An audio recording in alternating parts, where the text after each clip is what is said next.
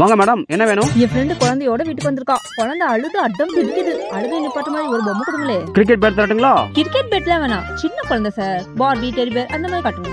இதெல்லாம் பாருங்க மேடம். இந்த பாடி செட் நல்லா தான் இருக்கு. ஆனா 5 நிமிஷத்துல அக்கு வேற அணி வேற பிச்சு போட்டுருவாளே. இது வேணா. இந்த டெடி ஓகே. எவ்வளவு சார் இது? அது 200 ரூபாங்க. இந்தாங்க.